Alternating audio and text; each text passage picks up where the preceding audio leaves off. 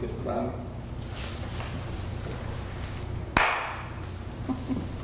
Okay. Thank you for coming. Thank you for being a part. So what we're going to do, I'll just be asking you a series of questions. You have a chance to look those over. And when I ask you a question, just preface your answer with the question. So if I say, when was the first time you noticed something about Cori's health? I want you to say, the first time I noticed something going on was da, da, da, da. Or if I ask you, what do you like to do in a day? Then you say, well, and when I wake up, I like to do this, just so we know what your answer is about. Okay? Okay. So we'll just start off with your names and where you're from. So go ahead. Jennifer Register, St. Petersburg, Florida.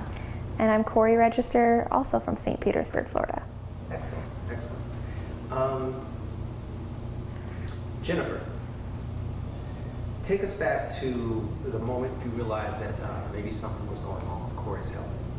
So I realized something was going on with Cori's health. She was having some swelling in her neck and some weakness in her arm, which I assumed was carpal tunnel. So I wasn't very concerned about it. But it started to, as time went on, it started to get larger, and she started to have some trouble breathing. So I actually had her come into the hospital on a day I was working. I didn't think it was really anything significant to come into the ER and have a CAT scan done in the ER. So I was actually at work when she called me from the ER and said I needed to come down, that they thought that there was something going on with her thyroid. So I went down to the ER that day, and they told us to go to the nearest trauma hospital first thing in the morning without hesitation. So I wound up leaving work. I wasn't able to work the rest of that day, anticipating what we were going to find out the next day. Okay. And tell me exactly, maybe Cori, if you could just tell me exactly, what's the medical term for your diagnosis? So my diagnosis is Ewings Sarcoma. It's typically a type of bone cancer that's usually found in children. Okay. So, Jennifer, talk to me about the moment you got the diagnosis. What happened to you? So Cori had been in the hospital for about a week while they were trying to figure out what was going on. And all this time, we still didn't think that it was anything significant. Things that you think are significant prior to a cancer diagnosis are completely different than what you think after a cancer diagnosis.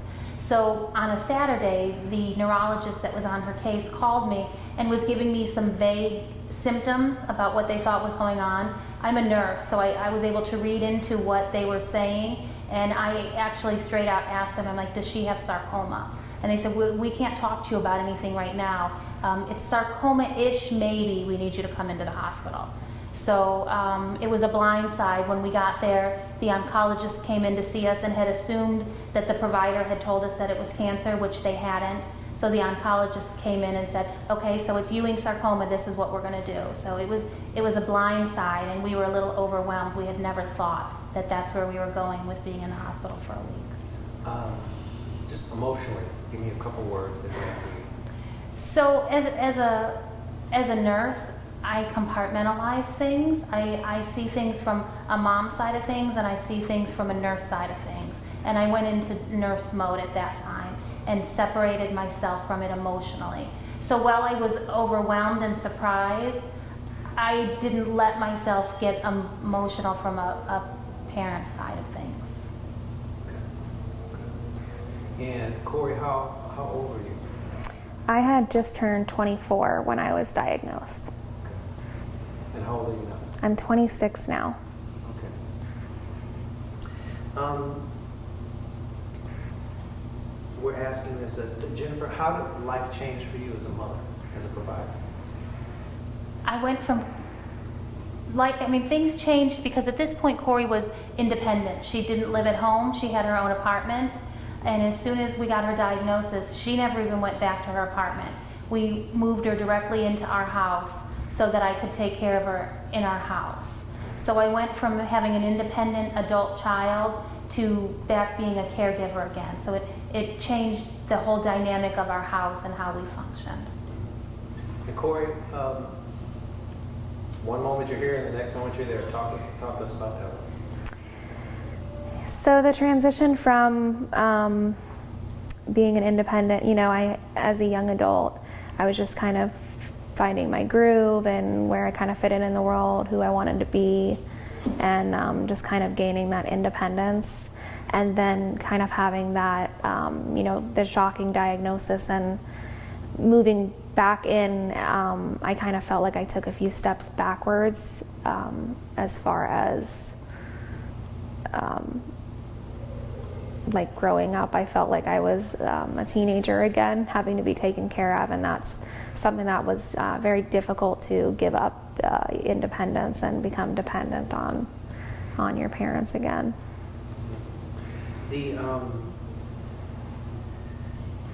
So obviously one of the biggest challenges obviously becomes resources, money, finances. Cori, I'll ask you first. I know that hit you, so what was that like? So finances, I think that's huge for every family. Again, as a young adult, I didn't have any savings or income or health insurance at the time. So I was living paycheck to paycheck before, and then after the diagnosis, my first thought was like all of my bills that I had, and how am I going to handle this? Because I don't have any savings or any way to take care of this. And I've been very fortunate that my family just took me right back in and opened their arms back up without hesitation and let me move right back in. But finances are just another added stress that I think every family deals with when you get a medical crisis like this. Of course. And Jennifer, you speak to that. So I work for the federal government in the federal government healthcare system, so I've never had to deal with understanding insurance or how insurance worked or how things were paid. So I was completely overwhelmed with the idea of how we were going to get care for her with no insurance and what we were going to do moving forward. I knew that we had to start treatment as soon as possible, and I knew that it was going to cost a significant amount of money, but I had no idea how to navigate that system. So my first fear was, is she going to be able to get the care she needs, because we can't pay cash for it?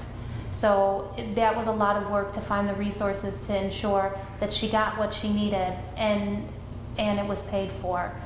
Thankfully, I'm blessed and I have a fabulous employer, and they were very flexible with my schedule and allowed me to work around her so that I was still able to continue working full time through most of her diagnosis, or most of her treatment. Okay, excellent. 1 second. You may keep going for a second. In a second, this is going to ring. Okay. And I have somebody comment, just shoulder in. Okay. My girlfriend, her name is Erica. I just let them know that she's coming. Okay. Gotcha. Thank you for your patience. So let's move on and talk about FAM, right? Yeah. When was the first time you guys even heard about FAM? I think I had probably heard about FAM first through Facebook, and I had seen a post about a child that was at the end of his life care, and they were reaching out trying to fill out his bucket list. And there was a couple things on there that I was like, hey, I can help with that. So I reached out, and then I just kind of was like, what is this all about? And started watching all the posts and was like, wow, this is really, they're sending prom dresses to siblings, and they're, and I'd never seen a foundation like that. And I saw them get one of the kids on stage with Pharrell, and just things that I had never seen. And I've been a part of the childhood cancer community for a while, just because that's really where my heart is, having a pediatric cancer and being able to be their voice. So I just saw some things that were different, and really liked how different FAM is, and I was pretty much hooked ever since that first post. So. Excellent. Yeah. And how has FAM just personally impacted your life? FAM has changed my life 100%.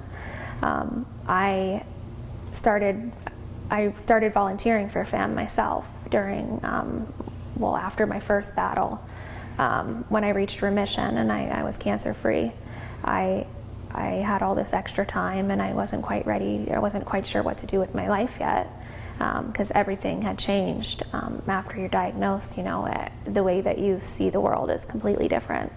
So I knew that I wanted to help other, families and other children, and so I started volunteering while I was in remission, and unfortunately I relapsed and the cancer came back, and then I just kept volunteering through my entire treatment, and it really some days is the only reason that I would wake up, because it would give me purpose to keep going, and even on my worst days I knew that I still had the power to help somebody else maybe navigate their worst day, and that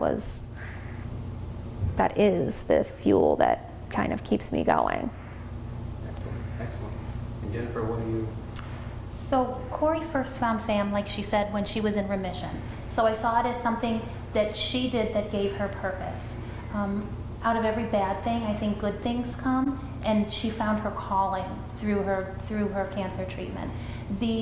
What she does and how she motivates and how she interacts with the children, and lets them know that they're not in this alone. And I can say I know what you're going through, but I don't know what they're going through. Cori does know what they're going through. So they can talk to her about things that they can't talk to their parents about, and that they can't talk to their oncologist about, because Cori gets it. So it was her calling, and it was her mission for FAM and to work with the children. It was a completely different element when she relapsed, and FAM enveloped our whole family in support. The day that she had her surgery in Miami, FAM had dinner sent to us. FAM has supported us with every aspect of her journey since her diagnosis. And the whole time, she still continues to support and advocate for the children while she's going through her own. Excellent. Let's talk a little bit about. Tell me something that you wish you had known,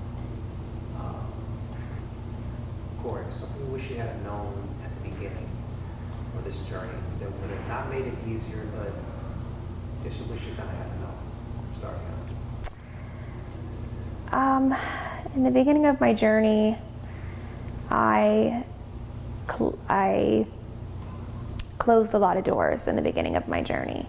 I wasn't as open as I wish I would have been, and so if I could go back and tell myself to say yes to more things, to do more things, to maybe if you're not feeling the greatest, even just still go out and make those memories, because you never know like which road you're going to go down, and I would go back and just tell myself to say yes and do more things, and because now I wish that I had gotten out more in the last 2.5 years of my battle, and I wish that I had done more and spent more time with my family and just got out a little bit more. Okay.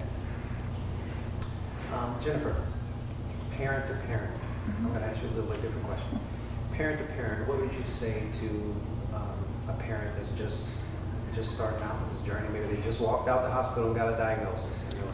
So the biggest thing that I can say to a parent is to advocate for yourself and for your child. A doctor knows what they're supposed to do and they know what the treatment plan is, but they don't know your child. You can say, I don't want to do it that way, or I'm not happy with that, or I don't want to use this medication. As long as they're informed, I want parents to know that it is still your child, and you are a consumer of healthcare, and you have the right to make decisions that you feel are in the best interest of your child. I think people feel that doctors are God or something, and what they say is what you have to do, and that's not true. So I want every parent to know that they can advocate for their child, and they can say what they want done in their treatment plan. And I don't think parents know that they can do that or are comfortable doing that.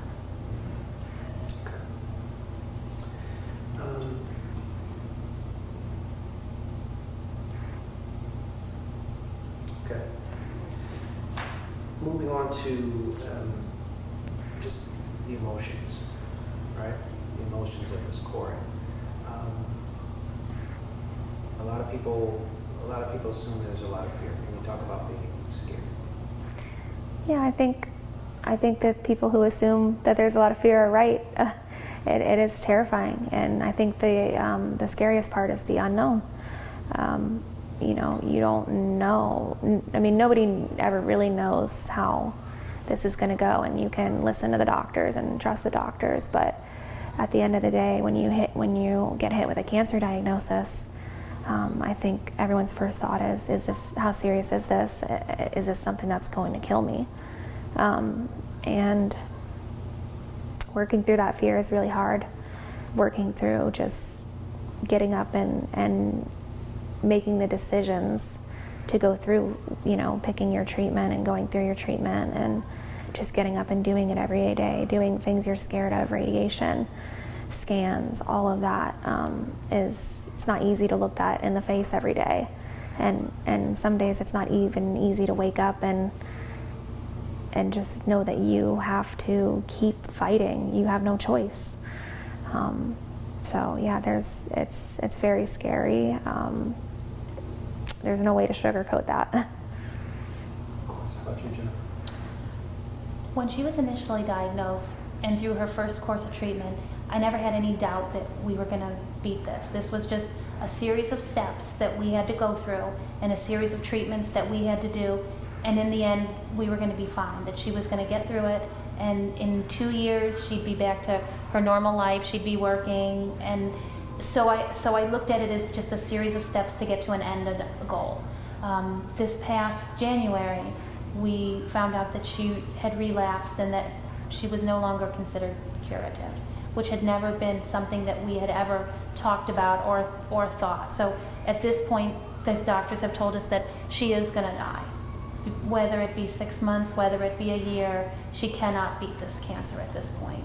And that's when the emotions hit me, because I never thought that there was a chance that we would get there. So that was the hard thing, is that at some point here in the next year, I'm going to lose her, and there's nothing that I can do about it. In the light of that, I know there's a lot of bonding. So, Jennifer, how strong is she? How strong of a woman is she? She's amazingly strong. We had a strong relationship before this, but we have spent every hour of every day for the past 2 years together. I've seen her go through things that nobody should have to go through. I've seen her endure things that nobody should have to endure. And she does get up every day, and she answers posts, and she talks to kids, and she does what she has to do every single day, knowing where we are. She is stronger than I could have ever imagined. Yes. Thanks, Mom. And Cori, how strong is she? Well, I get it from her. So, you know, my mom is, I couldn't do this without her. She gets up every day and she goes to work still. She takes care of other people's families and her own patients at work all day. And then she comes home and she takes care of me. And she, you know, is still a mom. She's still a wife as well. And she does everything for our family, and she never complains about it. And there's nothing that she wouldn't do for our family and for me, and I think that's a lot of strength. So, Cori, what do you want people to know about you? I want people to know that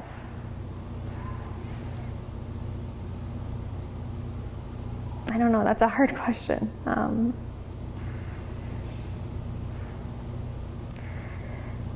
I want people to know that even though my life has not been easy, and that I've been through some of the hardest things that a person can go through, that I still love life, and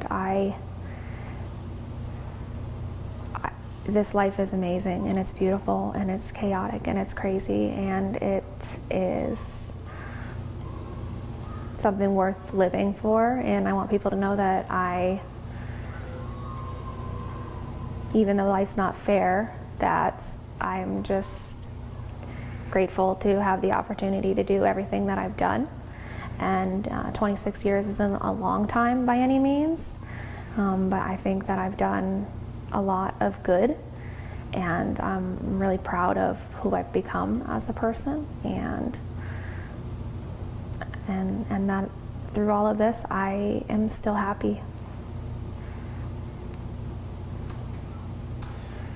If you guys could speak to the difference between childhood cancer and maybe something, breast cancer, prostate cancer, something like that, speak to me about the whole 4% thing. Totally. The difference between childhood cancer and any adult cancer is astonishing. Children and adults, even if they have the same cancer, I have a cancer that many children have, our treatment protocols are the same. They are still totally different because the children, they don't understand. They don't know why. Why do they have to keep getting poked? Why do they have to keep taking the medicine that makes them feel bad? Why their hair's falling out? Why is mommy holding me down and the doctor pokes me? They don't understand that. I know why I have to do the treatment that I have to do. I know why I have to go to the hospital all the time and why I can't see my friends. And the children have no idea why. And there's, that's just one aspect of it from the children's point of view. Other terms, like the funding for childhood versus adult cancer is starkly different as well. Adults get 96% of funding and children get 4%, and have very few drugs that are approved for children. So the treatment is just extremely rough on their little bodies, and so.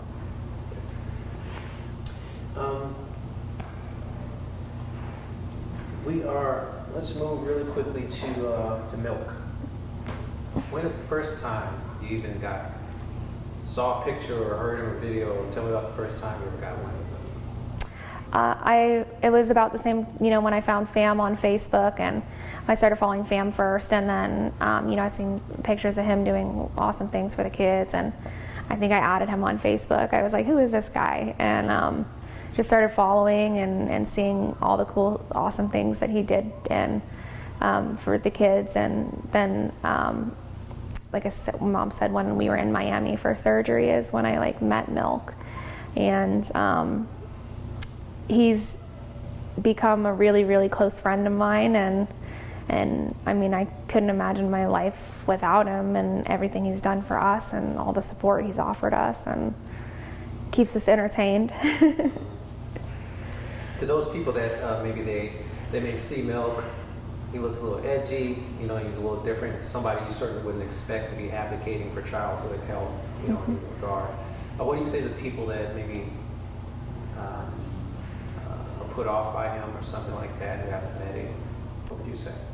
I would tell those people to give him a chance and look past his, hard exterior, because anyone who wants to help and wants to get involved and dedicates their life to helping children, when he's not affected by childhood cancer himself, he doesn't have a child with cancer, and he's really stepped up and made this his entire world and really just gone above and beyond. So I would say give him a chance. Don't judge a book by their cover, and you'll be surprised.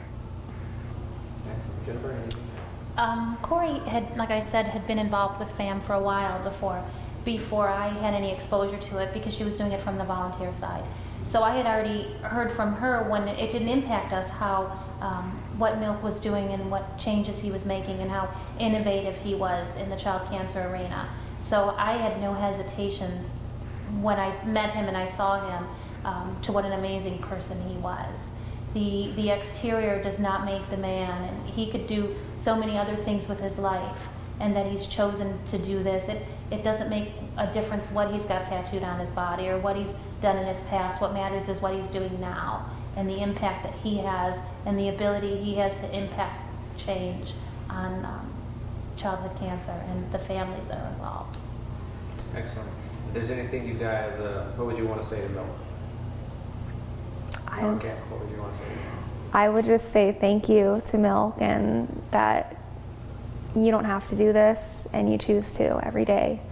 And you know, most of us want to run out of the the burning building, and we want to run away from that, and Milk runs into it, you know, with buckets of water for other people. And so I would just say thank you, Milk, and keep doing what you're doing, and we love you, and you're changing the world. So the impact he's had on my daughter's life, not only as the founder of this foundation, but I would say he truly is her best friend. And she's needed that during this time. And she could call Milk. Our house, we had a fire. And at 10 o'clock at night, we were standing outside in our pajamas and our house was on fire. And she called Milk at 10 o'clock at night. He was out, he was with people. He took care of what she needed, because that's the right thing to do. He is truly her best friend, and I could not imagine her life without him in it. Excellent. So, the name of this, we're about to end this, and so the name of this, we know there was just the Bad Boy for Life thing. mm-hmm. So we're calling this Fam for Life. And it's not just about being part of this group, you know, something for life. It's also about the things that you do for life, the things that you do to reaffirm your life, the things you do to hold on to life. So I'm looking for a phrase from each of you. Some people have said, I dance for life, or I cook for life, or I'm a caregiver for life.